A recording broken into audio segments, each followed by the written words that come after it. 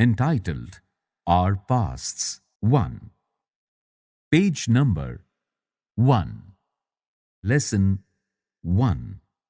What, where, how, and when. Rashida's question. Rashida sat reading the newspaper. Suddenly, her eyes fell on a small headline. 100 years ago. How, she wondered, could anyone know what had happened so many years ago? Finding out what happened. Yesterday, you could listen to the radio, watch television, read a newspaper. Last year, ask somebody who remembers. But what about long, long ago? Let us see how it can be done. What can we know about the past? There are several things we can find out. What people ate, the kinds of clothes they wore, the houses in which they lived.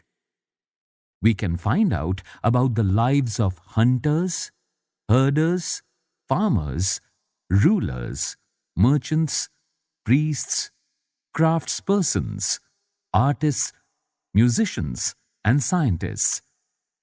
We can also find out about the games children played, the stories they heard, the plays they saw, the songs they sang. Where did people live? Find the river Narmada on map number 1 on page number 2. People have lived along the banks of this river for several 100,000 years. Some of the earliest people who lived here were skilled gatherers. That is, people who gathered their food. They knew about the vast wealth of plants in the surrounding forests and collected roots, fruits, and other forest produce for their food. They also hunted animals. Page number 2. Please look at the map shown here. Now find the Suleiman and Kirthar hills to the northwest. Some of the areas where women and men first began to grow crops such as wheat and barley about 8,000 years ago are located here. People also began rearing animals like sheep, goat, and cattle and lived in villages. Locate the Garo hills to the northeast and the Vindhyas in the central India. There were some of the other areas where agriculture developed. The places where rice was first grown are to the north of the Vindhyas. Facing page. This is a map of South Asia, including the present countries of India, Pakistan, Bangladesh, Nepal, Bhutan, and Sri Lanka, and the neighboring countries of Afghanistan, Iran, China, and Myanmar. South Asia is often called a subcontinent because, although it is smaller than a continent, it is very large and is separated from the rest of Asia by seas, hills, and mountains. Page number 3. Trace the river Indus and its tributaries in the map. Tributaries are smaller rivers that flow into a larger river.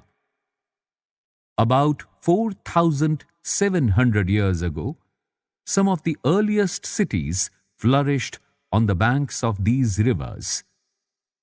Later, about 2,500 years ago, cities developed on the banks of the Ganga and its tributaries and along the sea coasts.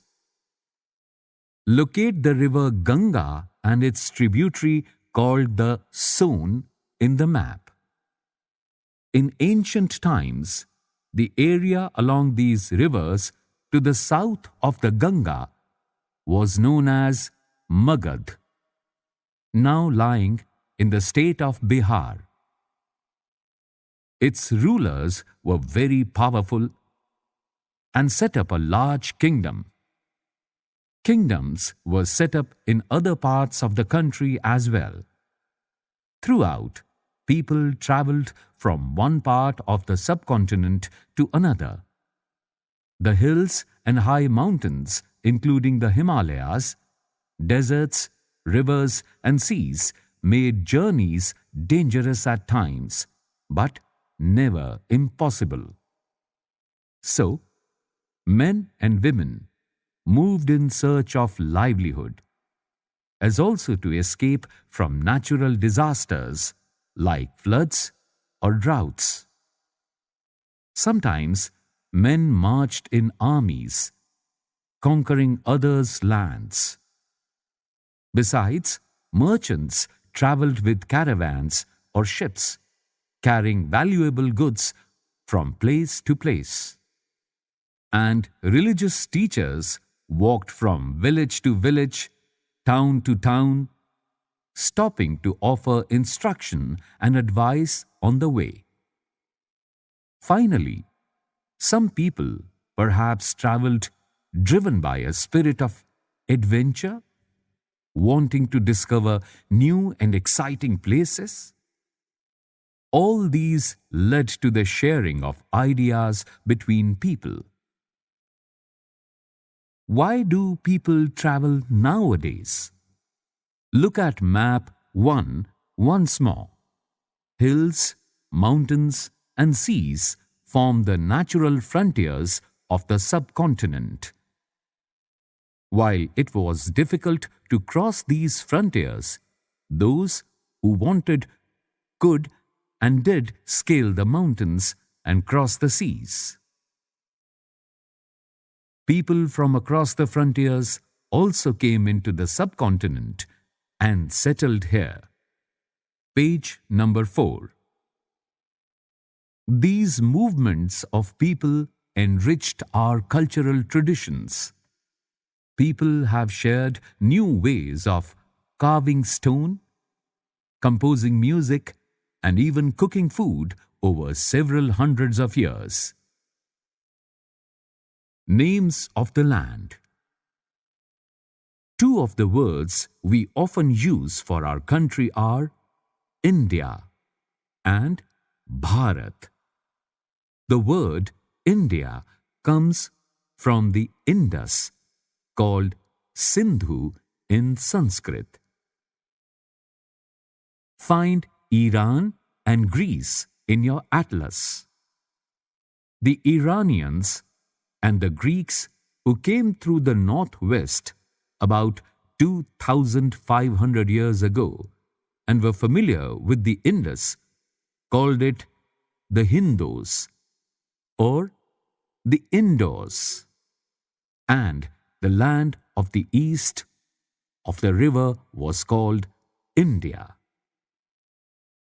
The name Bharat was used for a group of people who lived in the northwest and who are mentioned in the Rig Veda. The earliest composition in Sanskrit dated to about 3,500 years ago. Later, it was used for the country. Finding out about the past. There are several ways of finding out about the past. One is to search for and read books that were written long ago. These are called manuscripts because they were written by hand. This comes from the Latin word manu, meaning hand. These were usually written on palm leaf or on the specially prepared bark of a tree known as the birch, which grows in the Himalayas. Over the years, many manuscripts were eaten away by insects. Some were destroyed. but many have survived, often preserved in temples and monasteries. Please observe a picture of a manuscript on page number 4. It's a page from a palm leaf manuscript. This manuscript was written about 1,000 years ago. The palm leaves were cut into pages and tied together to make books. Page number 5. These books dealt with all kinds of subjects: religious beliefs and practices, the lives of kings, medicine and science. Besides, there were epics, poems, plays. Many of these were written in Sanskrit. Others were in Prakrit, which means languages used by ordinary people, and Tamil. We can also study inscriptions. These are writings on relatively hard surfaces such as stone or metal. Sometimes kings got their orders inscribed so that people could see, read, and obey them. There are other kinds of inscriptions as well, where men and women, including kings and queens, recorded what they did. For example, kings often kept records of victories in battle. Can you think of the advantages of writing on a hard surface? And what could have been the difficulties? There were many other things that were made and used in the past. Those who study these objects are called archaeologists. They study the remains of buildings made of stone and brick, paintings and sculpture. They also explore and excavate, which means dig under the surface of the earth, to find tools, weapons, pots, pans, ornaments, and coins. Some of these objects may be made of stone, others of bone, baked clay, or metal. Objects that are made of hard, imperishable substances usually survive for a long time. An old inscription is displayed here on page number 5. This inscription dates to about 2,250 years ago and was found in Kandahar, present-day Afghanistan. It was inscribed on the orders of a ruler named Ashoka. You will read about him in chapter 8. When we write anything, we use a script. Scripts consist of letters or signs. When we read what is written or speak, we use a language. This inscription was inscribed in 2 different scripts and languages: Greek and Aramaic. Greek is on the top and Aramaic is below in the picture, which were used in this area. Page number 6. A picture is given on top of page number 6. On the left side of the picture, there's a pot from an old city. Pots like these were used about 4,700 years ago. On the right side of the picture, an old silver coin is shown. Coins such as this one were in use from about 2,500 years ago. In what ways is the coin different from the ones we use today. Archaeologists also look for bones of animals, birds, and fish to find out what people ate in the past. Plant remains survive far more rarely. If seeds of grain or pieces of wood have been burnt, they survive in a charred form. Do you think cloth is found frequently by archaeologists? Historians, that is, scholars who study the past, often use the word source to refer to the information found from manuscripts, inscriptions, and archaeology. Once sources are found, learning about the past becomes an adventure. As we reconstruct it bit by bit. So, historians and archaeologists are like detectives who use all these sources like clues to find out about our pasts. One past or many?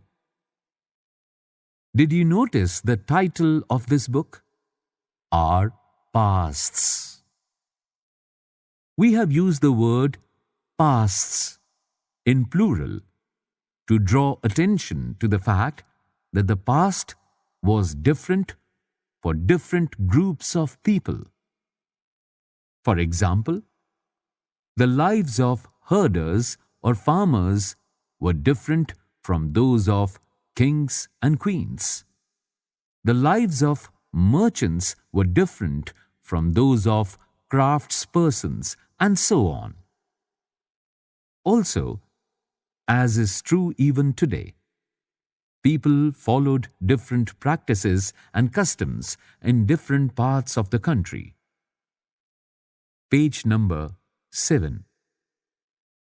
For example, today, most people living in the Andaman Islands get their own food by fishing, hunting, and collecting forest produce. By contrast, most people living in cities depend on others for supplies of food.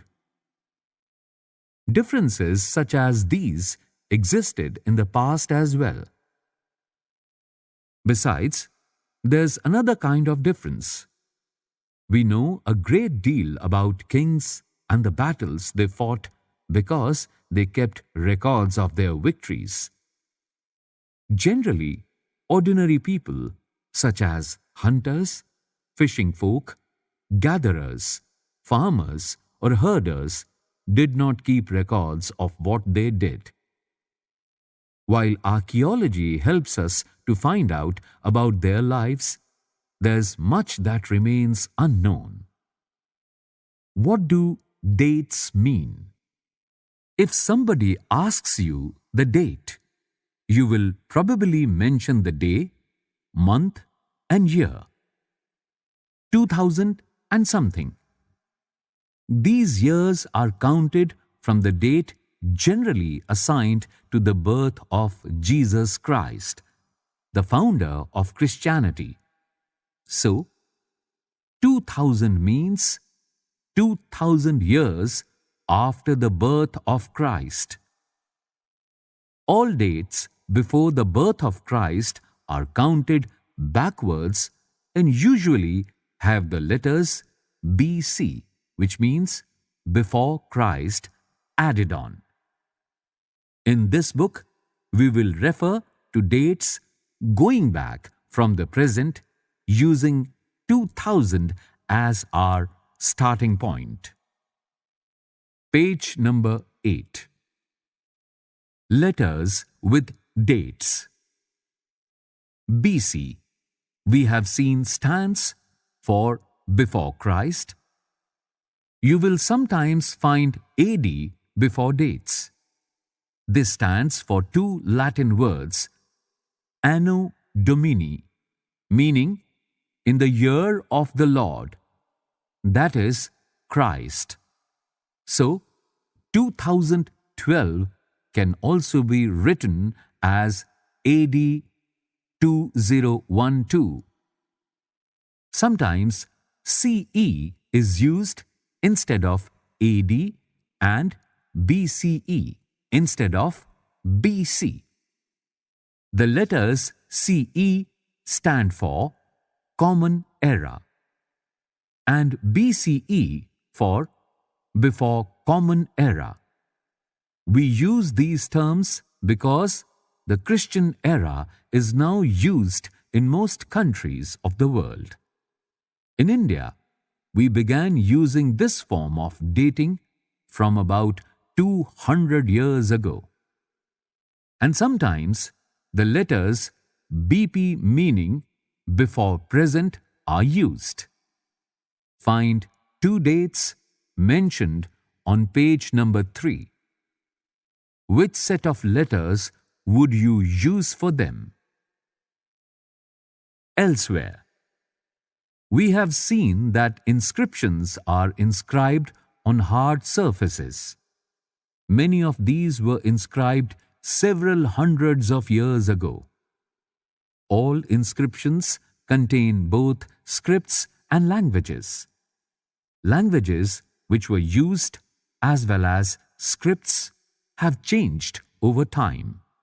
So, how do scholars understand what was inscribed? This can be done through a process known as decipherment. On page number 8, a picture is shown consisting of various inscriptions. Page number 9. One of the most famous stories of decipherment comes from Egypt, a country in North Africa, where there were kings and queens about 5,000 years ago. Rosetta is a town on the north coast of Egypt, and here an inscribed stone was found which contained inscriptions in 3 different languages and scripts: Greek and 2 forms of Egyptian. Scholars who could read Greek figured out that the names of kings and queens were enclosed in a little frame called cartouche. They then placed the Greek and the Egyptian signs side by side and identified the sounds for which the Egyptian letters stood. As you can see, a lion stood for L and a bird for A. Once they knew what the letters stood for, they could read other inscriptions as well. Imagine you have to interview an archaeologist. Prepare a list of 5 questions that you would like to ask him or her. Let's recall. Number 1. Match the following sentences. On the left-hand side, the following sentences are written: Narmada Valley, Magad, Garo Hills, Indus and its tributaries, Ganga Valley. On the right-hand side, the following sentences are written: The first big kingdom, hunting and gathering. Cities about 2,500 years ago. Early agriculture. The first cities. Number 2. List one major difference between manuscripts and inscriptions.